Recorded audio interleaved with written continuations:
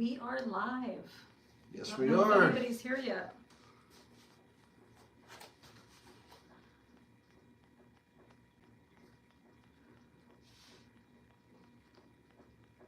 Okay, well, what we're going to do is we have a purpose here to read these documents, so we're just going to start reading, and then we're going to repost this as a video. So if you can't join us in the live, you can catch it as a video later on. And we will be interacting with you in the chat, but not during the stream, because we have so many documents to get through. I'd also like to say that like to put out the disclaimer. This is about the murder of 2 young girls, and these are documents related to that crime and to that trial, so viewer discretion is advised. When the defense gets an attitude, drop docs like they're hot, and Nick McClelland did. So today, quite a lot of documents dropped today, so we're going to start out with the first one that I'm going to read, which is the motion for leave of court to subpoena third-party records. Comes now the state of Indiana by Nicholas C. McClelland, prosecuting attorney for the 74th Judicial Circuit, and moves this court for an order for Rushville Police Department. Attention, Chief Craig Tucker, 270 West 15th Street, Rushville, Indiana, to produce to the Carroll County Prosecutor's Office, attention Nicholas McClelland, and it gives his address, any and all employee records for Todd Click associated with his employment at Rushville Police Department.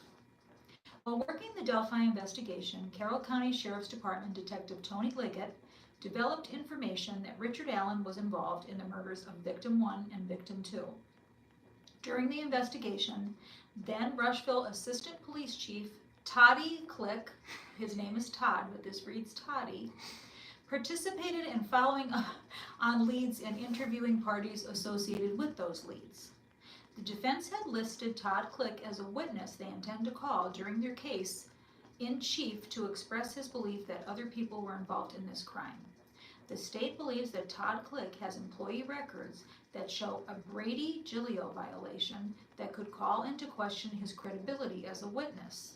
This violation could also call into question the veracity of his testimony. The state is requesting the employee mental records, yes, I read it correctly, for Todd Click, he's Todd now, for his employment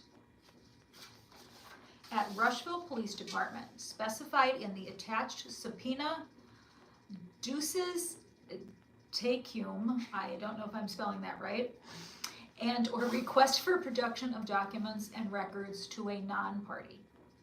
This request is made for the purpose of preparing for trial in this matter.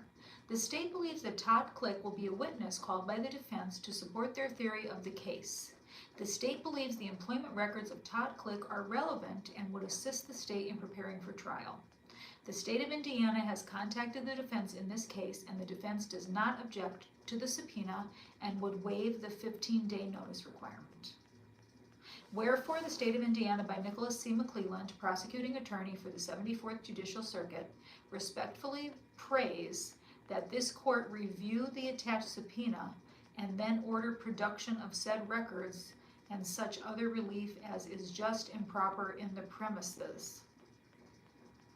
Okay. Okay, couple thoughts on that. First of all, Nick McClelland did not write this.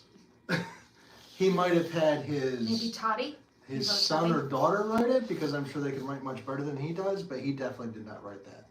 And secondly, of course, the defense is going to say, sure, get all the records you want. This guy's, I've seen his resume, and it's pretty much impeccable. He seems pretty legit to me. He is totally legit, so they're probably like, yeah, go for it. Maybe in our next live we should drink hot toddies instead of wine. And what the heck was that all about? In celebration of Nick McClelland, we could drink some hot toddies. Oh, okay. Goodness. Now this case just never ceases to amaze. And you know what's interesting, and I'm only gonna make this comment because I know we gotta get back to Delphi. Koberger is starting to turn into this. But anyway, okay. They're probably watching this and like, let's go this route because it's working. Then there is the subpoena, and I cannot pronounce the rest of it because I don't speak Latin. This was to the Rushville Police Department. Attention Chief Craig Tucker.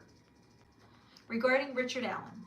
Now comes the state of Indiana by prosecuting attorney Nicholas C. McClelland, pursuant to Rule 2 of the Indiana Trial Rules of Trial of Criminal Procedure, requests that the following documents and records be produced for the Carroll County prosecuting attorney Nicholas C. McClelland, it gives his address, within 30 days from the date of service of this request for production of documents and records to a non-party.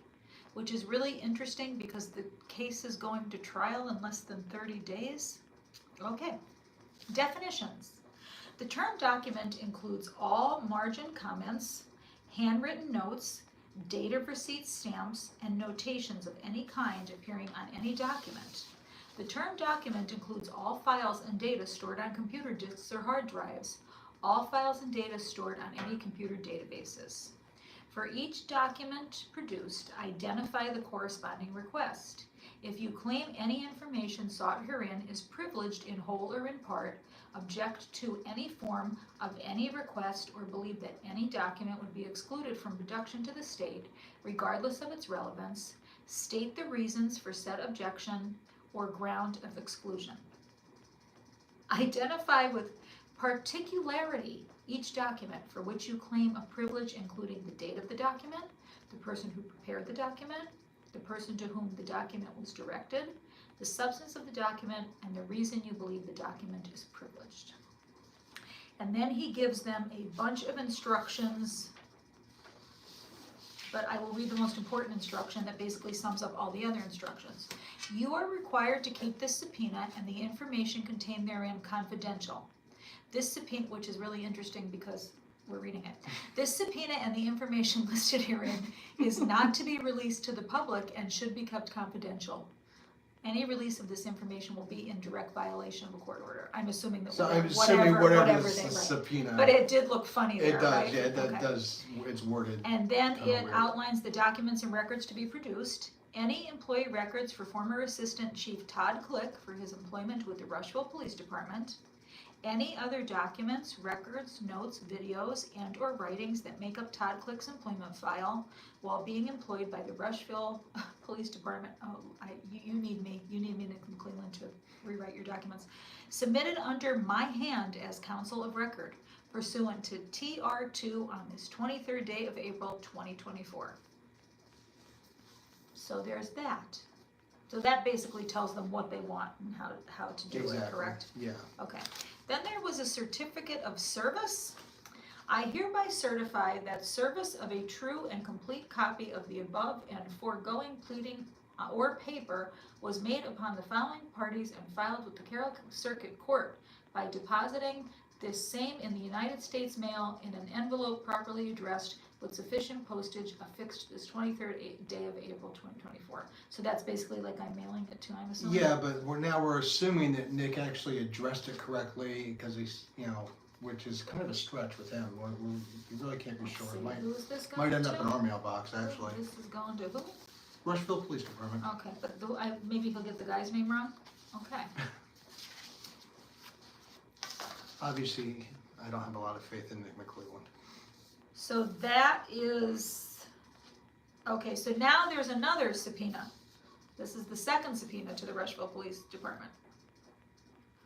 Pursuant to Rule 2 of the Indiana Rules of Criminal Procedure, you are hereby directed to produce the following to counsel for the Carroll County Prosecutor Nicholas C. McClelland at 101 West Main Street. It gives the address.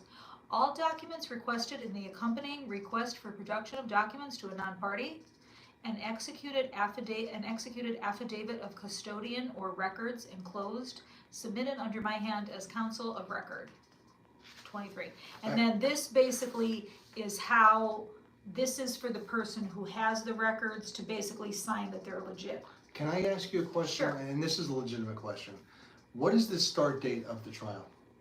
May 13th, they'll start the jury selection. And what's the date today?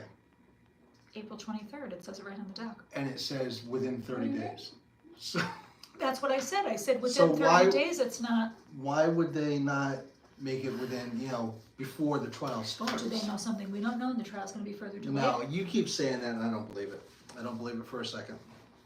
My girl Anya. from the murder sheet says it's not going on the 13th. I know, you and Anya are Anya and I are like this. yelling into the wind. Affidavit, okay, so there's another one. Affidavit of custodian of records, and this is gonna be the last of my part. So basically, this is for whoever gets the records has to sign. And they have to sign, I, no name, because it has no name, on behalf of the Rushville Police Department, being first duly sworn upon my oath, state the following. I am the custodian of records attached hereto. The copies of the records for which this certification is made and which are attached hereto are true and accurate reproductions of the original records maintained in my files. I'm assuming this is just CYA stuff. Yeah. The records absolutely. reflect memoranda, reports, records, and data compilations that were made at or near the time of the occurrence of the matter set forth in each of the records, or from information transmitted by a person with knowledge of the matter set forth. The memoranda, reports, records, and data compilations reflected are kept in the course of my regularly conducted business activity, and it is my regular practice to make the memoranda, report, record, or data compilation. I am providing this affidavit as the custodian of records pursuant to Rule 803 of the Indiana Rules of Evidence. I do hereby swear and affirm under the penalties of perjury that the attached documents are true. And then it gives a bunch of things for whoever has the records to sign, which you can't see on my phone, but it basically says signature, printed name, title, name of entity, date. So it's probably either a secretary or maybe a deputy, but probably just like the office secretary, I would imagine, who has control of the records and wherever else they have in there. So that's the first bunch of documents that dropped today. That means it's my turn? If you'd like to read them in their entirety, they are posted on Reddit. Anybody who is looking for all these documents and things like that, the best source I found is the subreddit titled Delphi Trial. And there's also a subreddit titled Delphi Docs. And you can sign up for the notifications from those two subreddits, and then you know when the docs drop, because this is what happens to me. I mean, what happens to me. What happens to This is how I sign up for the notifications. So this is kind of how it goes down. I'll explain this real quick before we get into more serious stuff. So I get the notification. I'm usually sitting in a class as the inclusion teacher. I see the notification, I pull it up, I freak out, I get all excited, I text him, and then I print it out and I run to pick it up. That's pretty much how it goes. All right, so now I do know it's my turn because Mary was nice enough to highlight my part in blue, and hers is in pink, so that's how I know this is mine. Yours has a lot of case law, so I don't know if you want to read all the case law, but. I will see what we have here. All right, so this is the state's objection to defendant's motion to suppress filed April 11, 2024. So this is this is the state filing their motion to suppress their answer to the defendant's motion to suppress. Now comes the state of Indiana by prosecuting attorney Nicholas C. McClelland and respectfully objects to the defendant's motion to suppress filed April 11, 2024, and would ask the court to deny the same. In support of said motion, the state would ask the court to consider the following. 1, that the state has provided the defense with statements of Richard Allen. Those statements include phone calls made by Richard Allen to his wife and his mother, and statements that he had made to Indiana Department of Corrections staff and inmates. The statements made to the Indiana State Department of Corrections staff and inmates, referred to as suicide companions, consist of statements on door sheets. These door sheets are forms provided by the Indiana Department of Corrections for monitoring the behaviors and statements of Richard Allen at a frequency determined necessary by mental health personnel. So just real quick on that, as we know, Richard Allen was assigned people because they thought he was suicidal. The defense says he wasn't. But so he was assigned people to sit outside of his cell, essentially, basically 24/7. So, in the court, and these people were mostly inmates, and we're not talking, low-level inmates. We're talking, pretty serious offenders. So they were sitting outside of his jail cell, and I guess just, during the normal course of conversation, they were either talking to him and he was telling them stuff, they were making it up, we really have no way of knowing because it wasn't recorded. And then they would go and tell their family members, tell their, on the phone. Here's my their phone problem. calls. You're suicidal, you're accused of the murders of 2 young girls, you're in a maximum security prison, and they assign you inmates who probably want to kill you because Yes. of what you're accused of. It makes no sense to me whatsoever. But that's what they did. So that's part one. So the second part, that the state has identified and provided the names of all suicide companions, which the state intends to call as witnesses for confessions and relevant statements against his own interest, which includes 16 correctional officers, 8 inmate companions, Warden Gallupew, mental health personnel, and Indiana State Police officers. The admissibility of a confession is controlled by determining the totality of the circumstances, whether the confession was made voluntarily and was not induced by violence, threats, or other improper influences that overcame the defendant's free will. And then they state some case law that they're referring to, Carter v. State, Wilcoxon v. State, for example.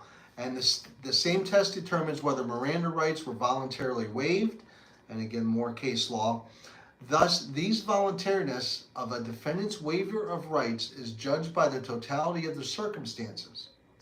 An express written or oral waiver of rights is not necessary to establish a waiver of Miranda rights. And then they state more case law. And then part 4 of this, the Fifth Amendment's privilege against self-incrimination applies to the states through the 14th Amendment. When a defendant challenges the voluntariness of a statement under the United States Constitution, the state must prove by a preponderance of the evidence that the statement was voluntarily given. In addition, Indiana Constitution Article 1, Section 14 provides that no person in any criminal prosecution shall be compelled to testify against himself. The Indiana Constitution requires the state to prove beyond a reasonable doubt that the defendant voluntarily waived his rights and that he voluntarily gave his statement. That could have been written by either prosecution or defense, the way I'm reading that. That's sort of, I understand that he's stating case law and he's gone back to the case law, but that could really apply to either side. I don't understand where they do this. I've never heard of this done before. Like I said, all the Watts report, which would be a similar type of situation before he was placed, was all by the guards. It's just crazy. All right, so part 5. The self-incrimination clause of the Fifth Amendment protects an accused only from being compelled to testify against himself or otherwise provide the state with evidence of a testimonial or communicative nature. And then again, they cite more state law, Curry v. State. In order to be testimonial, an accused communication must itself explicitly or implicitly relate a factual assertion of or disclose information. Absent interrogation, there is no infringement of the Fifth Amendment rights identified in the Miranda and no occasion to determine whether there has been a valid waiver. The term interrogation under Miranda refers not only to express questioning, but also to any words or actions of the part of police, other than those normally attendant to arrest and custody, and the police should know are reasonably likely to elicit an incriminating response from the suspect. Since police cannot be held accountable for the unforeseen result of their words and actions, the definition or interrogation can extend only to words or actions on the part of the police officers that they should have known were reasonably likely to elicit an incriminating response. And then I keep hearing this too when I'm like listening to podcasts and stuff about Delphi. Basically, they don't have to read you your rights unless you're going to be taken in for the crime, from what I'm being told. But I thought it was whenever you spoke to them. No, I think I don't think they have to read you your rights until they place you under arrest or take you into custody. So in other words, I believe, and again, I'm not a lawyer, so don't quote me on this. But if they are just questioning you, right, as long as you are able to walk away, like as long as you're not in custody of any kind, I don't think they have to read you Miranda. Right. Just like in the Nicole Kessinger Right, interviews, that's true. they didn't have to read Miranda Right. because she was able to get up and walk away whenever she wanted Right, to. right. But the second they take you into custody, I think it's that That's when they point when they reach have, in. when they have to read Miranda. So But that would make sense in the Chad Dorman case because he admitted and that they arrested him right at the scene. So then when they spoke to him, they would, Exactly. okay, that makes sense then. So I'm pretty sure as soon as the cuffs go on, they have to read Miranda. All right, part 7. That the defendant is being held in pretrial detention for his safety pursuant to court order, inmates of the PLUS program and subsequently corrections officers at the IDOC holding facilities have been assigned to observe Richard Allen and record his behaviors, which has including documenting statements by Richard Allen. That the assignment of correctional officers to replace inmate companions coincided with Richard Allen being provided with legal documents for his case. Therefore, it was determined no longer appropriate for inmates to provide companion services due to the gag order and the discovery protective order. And I think what happened there was they found out that the inmates were just, blabbing to their family members and friends, That's what it had so said they in pulled another them out of document, there. Yes. Part 8. That the defendant alleges all his statements subsequent to arrest should be suppressed for the reason they are involuntary due to the condition of his pretrial detention, which they characterize as illegal coercion, either psychological or physical, in violation of his constitutional rights. Part 9. Statements by Richard Allen which the defense seeks to suppress are unsolicited and voluntary, like those in Say v. State, where defendant made unsolicited statements while he was being moved from one part of the jail to another. Such statements were properly admitted into evidence. Part 10. The defense has alleged that physical coercion by state actors has resulted in involuntary statements by Richard Allen that should be suppressed. The defense has also alleged that psychological coercion by state actors has resulted in involuntary statements by Richard Allen that should be suppressed. Part 11. That the defendant has not alleged that any of these statements are the result of interrogation by law enforcement while in custody, and the state would assert that Richard Allen is not being interrogated by law enforcement or any agent of the state during his pretrial detention regarding the charges pending herein or regarding any other criminal activity. Right, now that's interesting. That's actually, to me, from what I've read so far, I think this is the most poignant point of his argument. Yes. Because you can Yes, sort of I look agree. at it like, Yes. and law enforcement will do this. If somebody's in jail, they will send somebody in, as a cellmate or whatever to try to elicit information out of them, and that can be admissible if they're just talking back and forth. Right. If it's another inmate Right. talking to him in their cell. So this is actually, I actually think Nick did a good job on this. Well, that's a little bit different if he's in your cell just hanging with you versus, But being then stationed if you outside. really, all right, so let's think about it. Let's take it out a little bit No, further. if Is you- there a difference between him being in his cell and an inmate being right outside the cell? Yes, I think there is a difference. I think the difference is the level of intimacy. Okay. Like, if somebody's in your cell, you're going to be more apt to confess to them because you feel like there's a level of intimacy with the person just there hanging out with you Right. one-on-one versus outside monitoring you and writing things down. I would think he would be more apt to confess under the circumstance of the person being in the cell hanging out with him. You know what I mean? And more so if it was a one-on-one situation than Well, I'm not a fan of Nick McClelland, but I think to me, that's a really good point. All right, number 12. That case law on application of the protections of the Fifth Amendment indicates that absent interrogation by law enforcement or an agent of the state, the defense does not have a basis to challenge the admissibility of voluntary statements made by Richard Allen. The state acknowledges its burden to show beyond a reasonable doubt that the statement was not obtained in violation of the Indiana Constitution or by a preponderance of the evidence that the statement was not obtained in violation of the United States Constitution. However, the state does not believe the constitutional protections allow for the defendant to allege that all statements during pretrial detention are the result of coercion directed against him. This posture requires the court to begin with an assumption that the pretrial detention in IDOC, by its very nature, is coercive interrogation by a state actor, and thereby shift the burden to the state to present testimony to refute illegal coercion for every statement made by the defendant. Part 14. The defendant is making a blanket argument that all statements by Richard Allen are the result of improper influences based on the defendant's mental state, without having to address each statement and its unique circumstances. The defense argument ignores the case law regarding application of their cited constitutional protections by skipping over the threshold of showing all alleging interrogation by law enforcement or their agents.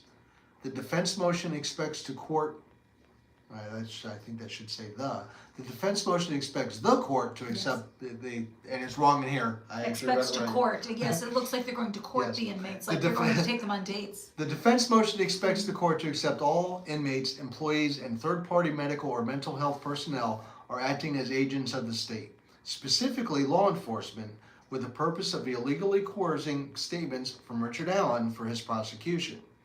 The allegations and assumptions are absurd, unfounded, not supported by the motion filed by any facts or evidence. The motion to suppress all of Richard Allen's statements is another attempt by the defense to derail this case with conspiracy theories and inflame the public to believe the government has unjustly pursued charges against Richard Allen. Part 15. The state requests that the defense be required to identify the specific statements of Richard Allen that were illegally coerced and identify the state actor whose conduct supports the allegations of coercion and describes the conduct they believe to be either physically or psychologically coercive before the state is required to respond for further analysis by the court. Part 16.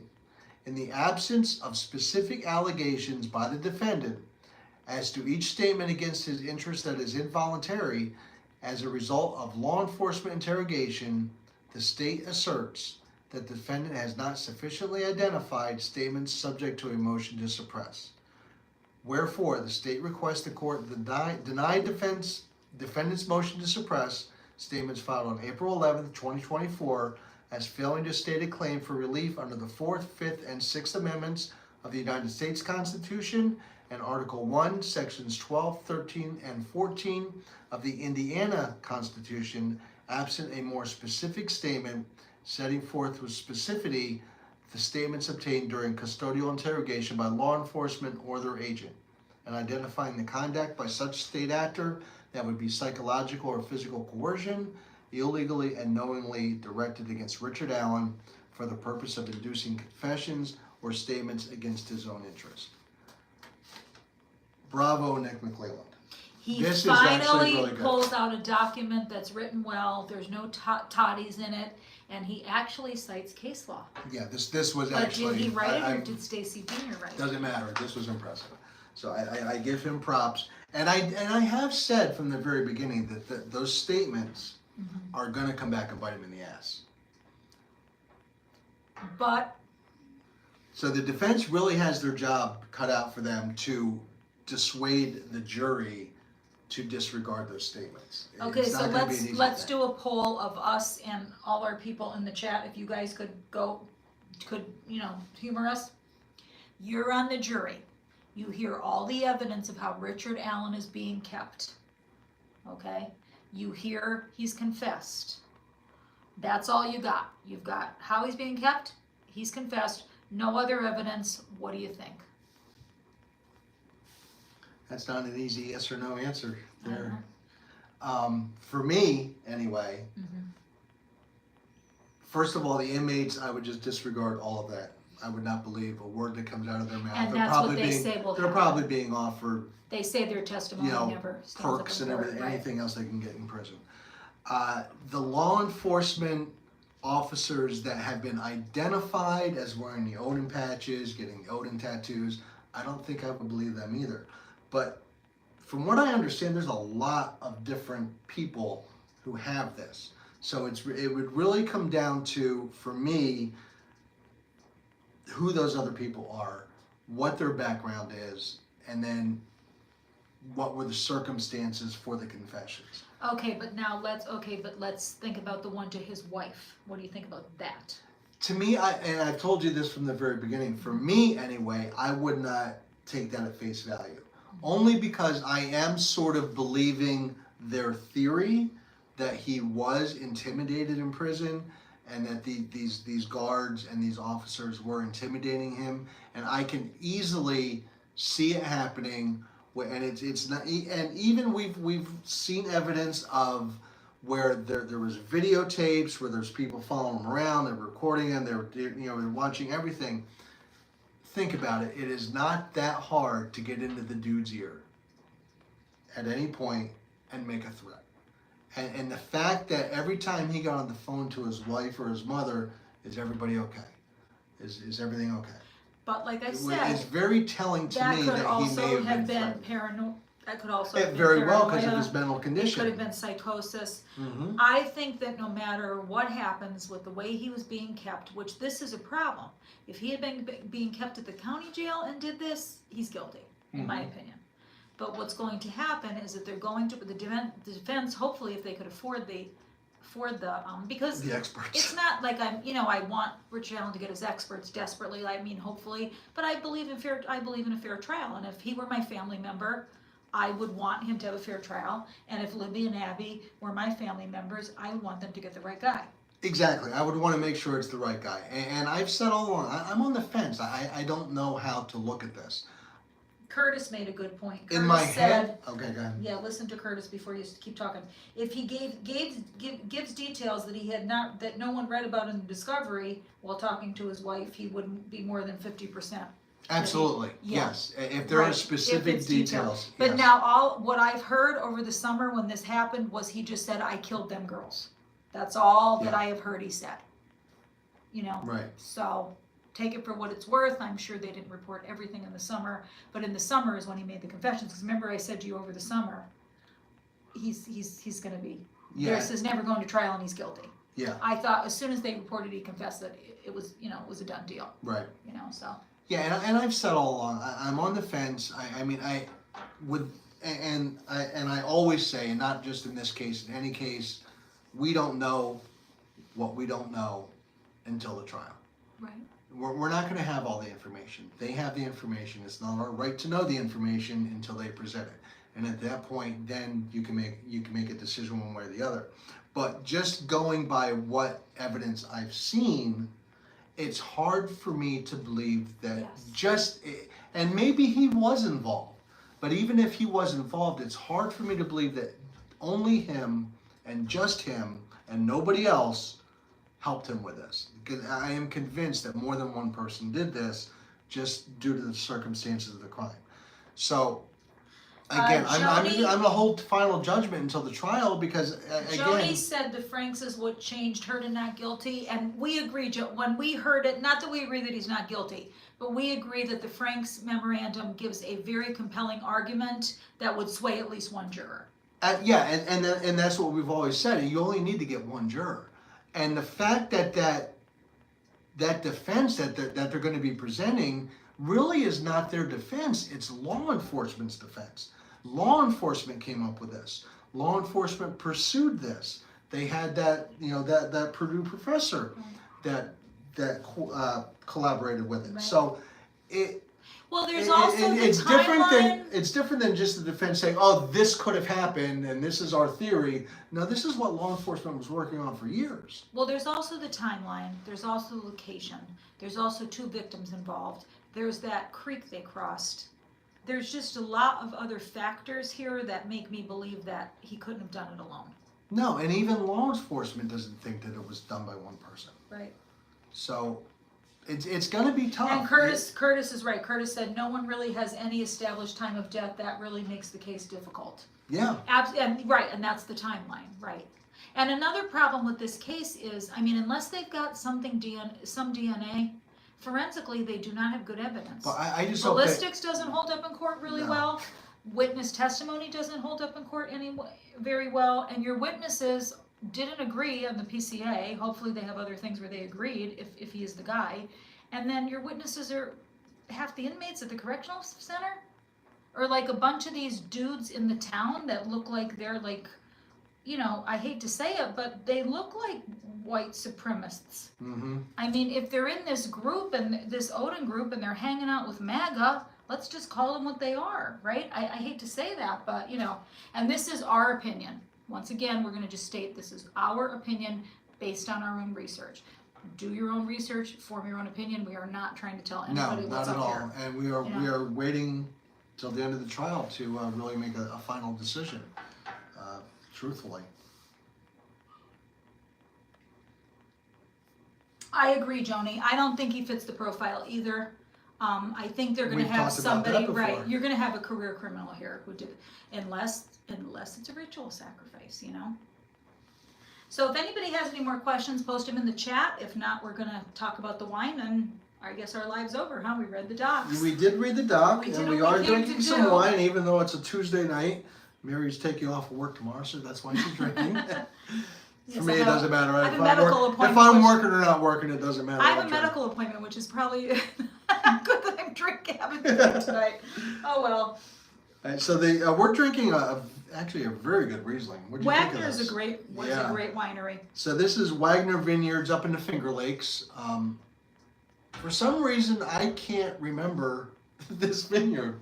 The wine is It's fantastic, near Napa. and I know that one year we went up there. I was on this Riesling kick, It's near Nap. so I was like, With we the got to find cats? the best Riesling in. It's near Nap with the cats. Yes, Yes. Okay. yeah. So, but this Riesling is just fantastic. It's So Joni's got a nice and question dry. after Pete talks about the Riesling. Do you think, in your opinion, that Ron Logan had knowledge of the crime even if he wasn't involved? Yes. Ron Logan was a bad dude. Let's put it that way. And it was on his property, right? So he seems to me like the kind of guy who'd be like, get off my lawn and Oh, freak yeah. out. So if something went down on his property, but it could have been, you know, who knows? My problem with this whole thing is that they Yay, right, Barbara! Oh, this wine's so good. right after the murders, they actually went right after these people. I mean, within days, they had Brad Holder, they had Elvis Fields, they had Ron Logan, they had all the cast of characters. They were zeroed in on them, and then all of a sudden it just went away, which is very strange to me. And they were never revisited by Unified Command. Now, the Todd Click and Ferenczi and them, they kept going down that road. But the fact that, why did they zero in on them almost immediately? That's never been explained to me. This trial is going to be a hootenanny, let me tell you. Yes, it is. And sadly, like we said, it's not televised. Everyone's begging her. It ain't happening. It's not going to happen. And then There's a lot no of people way. said, why don't they stream it like Idaho does? You know, because Idaho Judge is going to stream his own, and then they're streaming Chad Daybell. Not happening. Judge Gull does not want this televised. She does not want people to see this. I think she's afraid of what's going to happen in there, and she just doesn't want the visuals. So. Absolutely, Joni. Yes, we were talking about that in our last live. Ferenczi dies, and then they stop the investigation. Mm-hmm. WTF was that, people? Like, really? Thanks for joining us, Curtis. We appreciate you. Catch us in the next live. Appreciate everybody joining us. And Kylie, we would love to go to the Arizona wineries. I'm retiring Ooh. in 3 years, and we're getting an RV. We don't get to travel a lot now because we have 4 rescue dogs that I think everybody needs to meet in the next Yes. live we do. Yeah. And we're going to get an RV, and we're going everywhere. Our dogs are all getting up there in years, so I'm thinking in a few years we might be down to like maybe 2 little guys that we could just That we could hop just in the throw in an RV. and Yeah, go. but our Absolutely. little guys are not real travelable. They're kind of jerks. No, really? Yep. I never realized that. I thought they were little angels. I feel for the jury too, but you know, some of these people just live for this. You know, the one juror in the Lori Vallow trial, the Lori Vallow Daybell, whatever name she has, she's been married like 15 million times. He's going and watching the whole Chad Daybell trial because he wants the other side of it, and they keep interviewing him on court TV. So a lot of these jurors, or the juror the juror in the Crumley case. They interviewed her all the time. There was Strawberry Shortcake from good old Scott Peterson's jury. So a lot of these people go on to, well, I wouldn't say be celebrity-ish. But they Be D-listers. some notoriety. On the D-list. Yes, you will definitely meet the puppies in the next one. They're something. They are something. Oh, Joni, you're in Florida. Cool. We really thought about moving to Florida. That's on the agenda. We might go to Florida. We're over the Pennsylvania weather. We can't wait till I can retire. But I have 3 more years teaching, and then I can be done. All right, so we will catch you guys in the next live. We're gonna plan on it for my birthday on Sunday. We're gonna go live and have my birthday celebration with the dogs and whatever comes up in the next couple days. Yeah. So we'll post it in the community. Yeah, definitely. We'll post when we're going to go live. Time. Yep.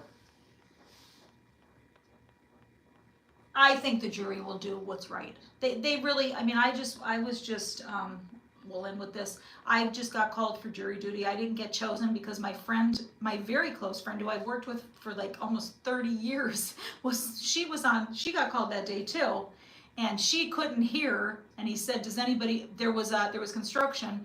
And they said, "Does anybody know anybody here?" And I raised my hand and said I knew her. And she didn't raise her hand and say she knew me because she couldn't hear him. So she got picked as an alternate and then got COVID and couldn't go to the trial. If it wasn't for her, I probably would have been picked. But anyway, thank you guys. We appreciate you. Please leave comments, subscribe, watch our content. We're a fledgling channel and we are really trying to make it. So thank you. Thanks, everybody. See you next time.